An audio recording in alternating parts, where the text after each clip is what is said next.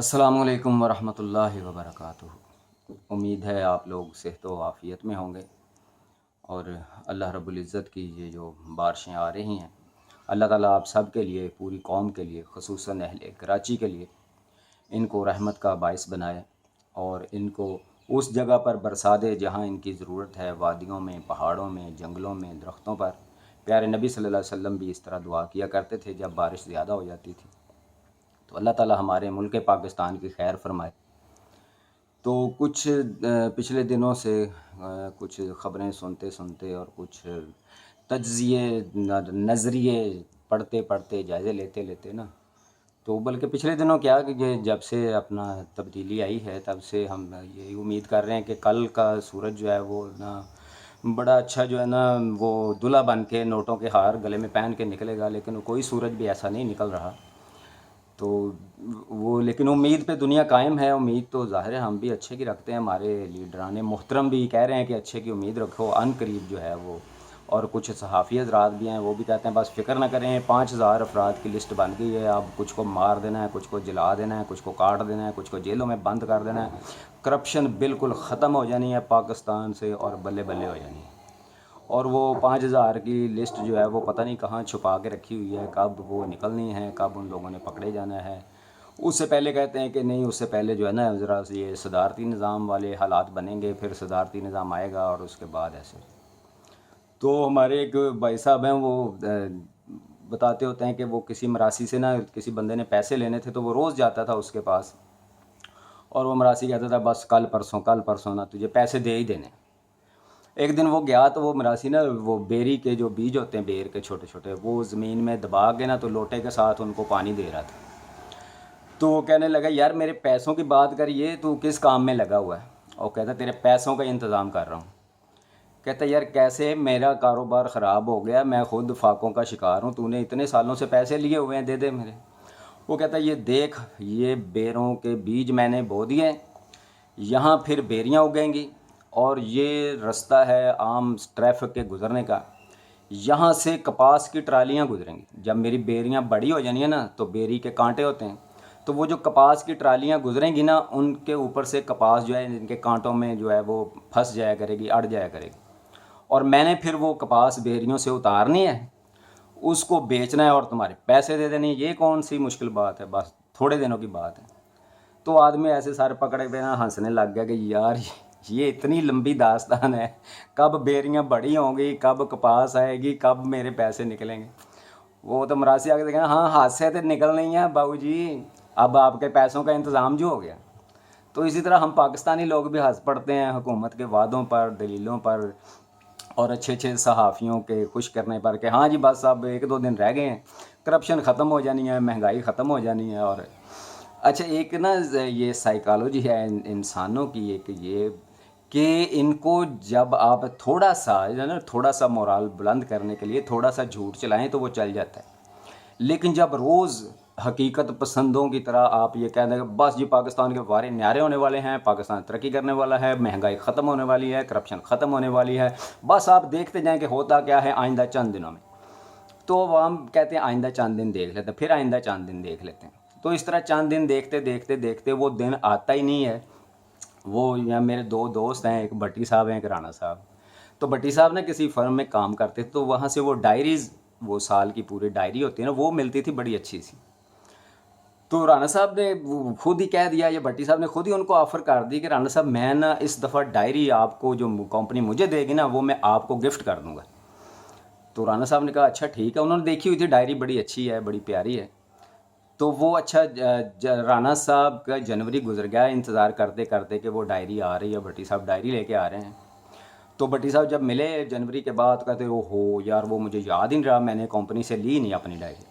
अच्छा अब जनवरी का मिड, फरवरी का मिड हो गया, फरवरी गुजर गया, वो अब राणा साहब आ रहे हैं, भट्टी साहब जा रहे हैं।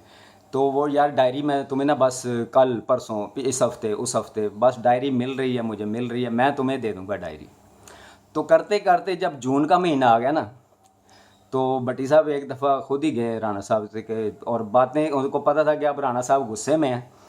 तो इससे पहले कि राणा साहब को गाली गलौज करें, कहते यार राणा साहब पहले मेरी बात सुन लें।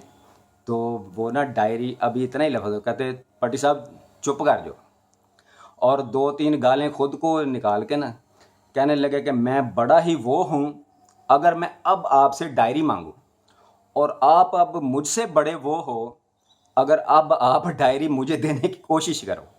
تو پھر جب بندہ اک جاتا ہے نا یہ اچھی اچھی خبریں سن کے، تو پھر وہ اس مقام پر پہنچ جاتا ہے کہ اب نا تو ڈائری اپنے پاس ہی رکھ، اپنی خوشحالی، اپنی کرپشن، اپنی مہنگائی اب تو ایسے ہی رہنے دے، اب ایسے ہی چلنے دے۔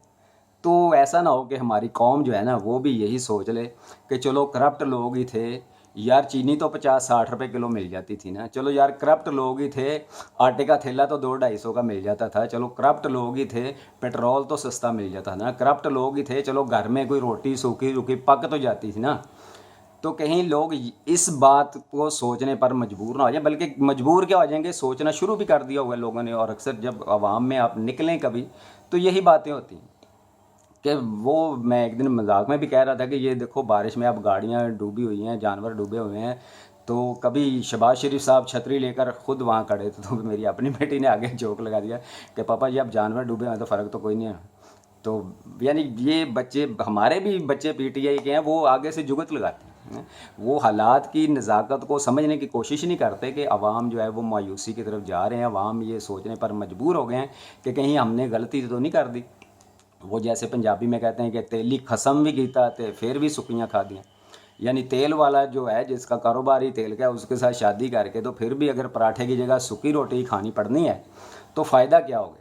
تو ایک اور بھی وہ مثال ہے، لیکن وہ زیادہ ذرا ڈیگریڈ کر دے گی، مجھ بیچ کے وہ کوئی اور چیز لیتا ہے اور پھر کہتا ہے دودھ پینے سے بھی گئے، اور پھر جو ہے نا وہ صفائی ستھرائی کرنی پڑ گئی۔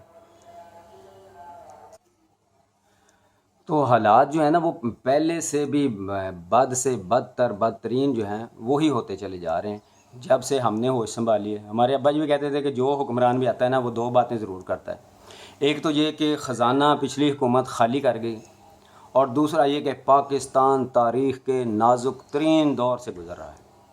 یہ جب سے پاکستان بنا، ہمارے ابا جی پہلے بھی کئی ویڈیو میں بتا چکا ہوں کہ ان کی عمر 17-18 سال تھی جب پاکستان بنا، تو کہتے شروع سے، اور اب کوئی 40-50 سال ہماری ایج بھی ہو گئی ہے، تو یہی سنتے آئے ہیں 2 جملے کہ جب بھی نئی حکومت آتی ہے ایک تو خزانہ اس کو خالی ہی ملتا ہے ہمیشہ سے، پتہ نہیں پھر پاکستان کیسے چل رہا ہے، خزانہ ہمیشہ خالی ہوتا ہے، اور پاکستان تاریخ کے نہایت وہ کیا کہتے ہیں اس کو کہ سنگین ترین حساس ترین دور سے گزر رہا ہوتا ہے، اور اللہ تعالیٰ پھر اس کو گزار کے لے ہی جاتا ہے آگے اگلی حکومت کے دور میں، اگلے کی جولی میں پھینک دیتا ہے کہ یہ لو جی اب تم اس کو کھا پی لو، عیش کر لو۔ تو جو اگر کسی نے کچھ کرنا ہے یار پاکستان کا بھلا کرنا ہے تو کر دے، اب وہ کس انتظار میں ہے۔ وہ ایک اور بھائی صاحب بات سناتے ہوتے ہیں کہ ایک آدمی وہ سمندر کے کنارے، شاید بیچارہ کراچی والا ہی ہوگا کہ جن کی سنی نہیں جاتی کہیں سے، تو وہ کراچی والا بھائی سمندر کے کنارے پھر رہا تھا، تو اس کو ایک بوتل مل گئی، تو بوتل میں اس نے دیکھا کہ کوئی جن ہے، کوئی دھواں سا ہے اس کے اندر، تو ڈرتے ڈرتے اس نے ڈھکن کھولا تو وہ جن جو تھا وہ باہر نکلا۔ تو اس نے کہا جی میرے آقا کیا حکم ہے، میں بہت بڑا جن ہوں، مجھ سے کوئی بڑی ڈیمانڈ کیجیے۔ اس نے کہا یار میں بھوکا ہوں، مجھے بھوک لگی ہے، کوئی 1-2 روٹیاں لا دے کہیں سے۔ کہا میں اتنا بڑا جن ہوں اور تو مجھ سے اتنی چھوٹی سی ڈیمانڈ کر رہا ہے، بڑی ڈیمانڈ کر۔ اس نے کہا اچھا پھر 10 روٹیاں لا دے۔ وہ کہتا وہ کوئی اور بڑی ڈیمانڈ کر۔ اس نے کہا اچھا پوری دیگ ہی بریانی کی لا دے۔ اس نے کہا اور بڑی ڈیمانڈ کر۔ اس نے کہا اچھا میرے گھر میں بارش کا پانی چلا گیا ہے کراچی میں، وہ نکال دے۔ اس نے کہا اور بڑی ڈیمانڈ کر۔ اس نے کہا اچھا پورے کراچی سے بارش کا پانی نکال دے۔ اس نے کہا کوئی اور بڑی ڈیمانڈ کر۔ اس نے کہا یار کوئی اور بڑی ڈیمانڈ۔ اس نے کہا یار تو ایسا کر کے پورے پاکستان کے اوپر نا ایسے کور کر دے کہ جب بارش آئے تو ہم ایسے کر لیا کریں، جب بارش نہ آئے تو ہم ایسے کر لیا کریں، تو اتنا بڑا جن ہے ایسے کر دے۔ وہ کہتا ہے میں بہت بڑا جن ہوں، اس سے بھی کوئی بڑی ڈیمانڈ کر۔ اب کرتے کرتے وہ بندہ تھک گیا۔ اس نے کہا اچھا میرا حکم ہے بوتل میں ذرا واپس جا۔ اب بوتل میں واپس گیا، اس نے کہا کیسے ٹھوک کے لگایا اور پھینک دی گھما کے پھر سمندر میں۔ تو یہ ہماری حکومتیں ہیں نا، بہت بڑے بڑے جن ہیں، یہ عوام کو نہ کہیں کہ ہم بہت بڑا کام کریں، کوئی چھوٹا سا کام کر دیں، کوئی تھوڑا سا سکھ کا سانس عوام کو آٹے چینی گھی پیٹرول کی طرف سے، کوئی تھوڑا سا پتہ چل جائے کراچی والوں کو کہ ہماری بجلی بہتر ہو رہی ہے، ہمارا پانی نکاسی کا کوئی انتظام بہتر ہو گیا ہے۔ کراچی والوں یار تم بہت بڑی قربانی دے رہے ہو، اور یہ ملک و قوم کے لیے، ان حکمرانوں کے لیے، پاکستان کے لیے دیکھو جب بھی یہ سیلاب زلزلے اس طرح کی چیزیں آتی ہیں نا، تو جب تک اس کو ڈیزاسٹر نہ کلیئر کیا جائے کہ یہ واقعی قدرتی آفت ہے بہت بڑی میسو ڈیزاسٹر، وہ جب تک نہ ڈکلیئر ہو جائے گوروں کی نظر میں، تب تک ہمیں فنڈ نہیں ملیں گے۔ تو ہو سکتا ہے ابھی آپ کو کچھ اور قربانیاں دینا پڑیں، کچھ اور بجلی لگے، کچھ اور آپ کو ڈوبنا پڑے، تو پھر اقوام متحدہ کہے گی کہ پاکستان میں کراچی کے بہت برے حالات ہیں، ان کی ہیلپ کرو، یہ غریب لوگ ہیں، اور پھر آپ کی شہادتوں کی وجہ سے بہت بڑے بڑے فنڈز ملیں گے پاکستان کو۔ آپ سوچ ہی نہیں رہے کہ آپ کتنی بڑی قربانیاں دے رہے ہو، تو اس لیے آپ ملک و قوم کے لیے قربانی دیتے رہیں، تو اللہ تعالیٰ ہی ہے جو آپ کا حامی و ناصر ہوگا۔ تو پھر یہ وفاقی حکومت اور صوبائی حکومت جو ہیں یہ پھر آپس میں طے کریں گے کہ یہ جو کراچی والوں کی قربانیوں کے سلسلے میں جو بہت بڑے فنڈز آئے ہیں، اب ان کو آپس میں بانٹنا کیسے ہے، ان پہ لڑنا کیسے ہے، اور کس کس کو کتنا کتنا حصہ جو ہے وہ دینا ہے، اور کس کس کی بدنامی کرنی ہے۔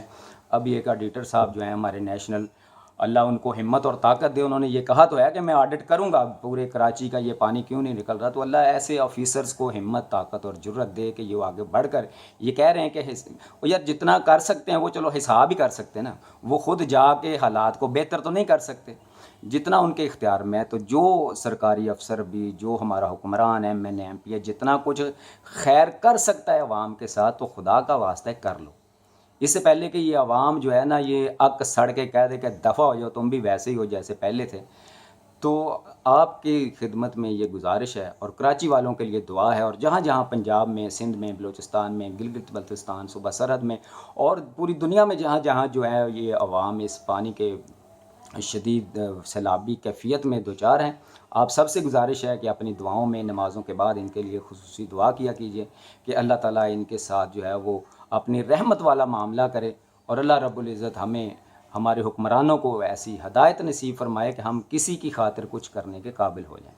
والسلام علیکم ورحمۃ اللہ وبرکاتہ۔